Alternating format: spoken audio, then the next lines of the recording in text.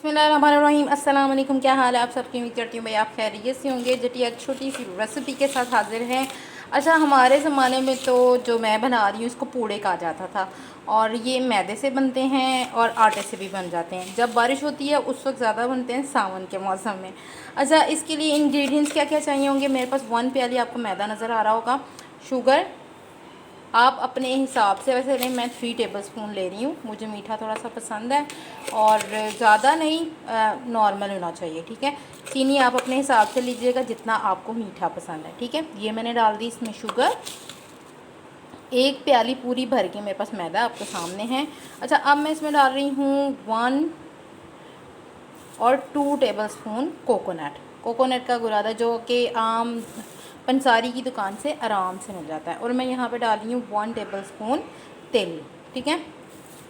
1 tablespoon डालना है या 1 टेबलस्पून से ज़्यादा, ये भी आपके ऊपर डिपेंड करता है कि आपको कितने पसंद है। मैंने तो 1 टेबलस्पून भर के डाले हैं।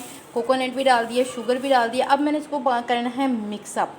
इसको मिक्सअप क्या करना है, पानी डाल के इसका हल्का सा, जिस तरह घोल कहते हैं ना आप, वो आप बना लें। ये देखिए मैंने वाटर डाला, बिस्मिल्लाहिर्रहमानिर्रहीम।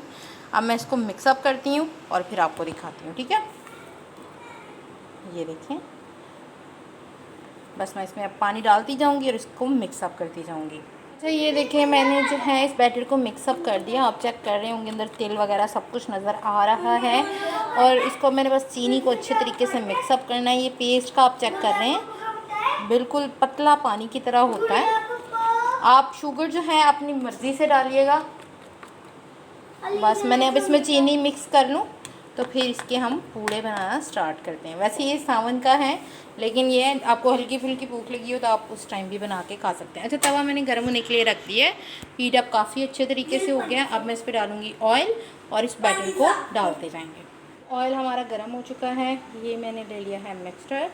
इसको हम लोगों ने आहिस्ता आहिस्ता पूरे को खिला देना है ऑयल के ऊपर। ऑयल अच्छे से आपका होना चाहिए क्योंकि ये ऑयल में ही ज़्यादातर बनते हैं। ये देखिए, जो जगह खाली रह जाए उसको कवर अप कर दें और ऑयल डालते रहें। ये आप चेक कर सकते हैं, मैंने सारी रोटी बना दी है। अच्छा, आम तौर पे ये ना थोड़े से बनते हैं छोटे छोटे से, और क्योंकि टाइम जो है इतना ज़्यादा नहीं होता तो इस वजह से फिर मैं जो है थोड़ा सा, ये जहाँ पे ऑयल नहीं है आप वहाँ पे लगा दें ताकि इसकी साइडें जो हैं वो उतर जाएं, ठीक है।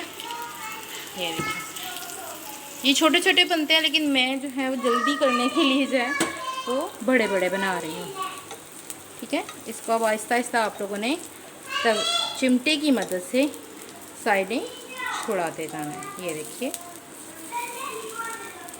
आहिस्ता आहिस्ता, जल्दी ना कीजिएगा नहीं तो ये टूट के बिखर जाएगा। और फिर ये देखिए कितना मज़े का और कितना टेस्टी है।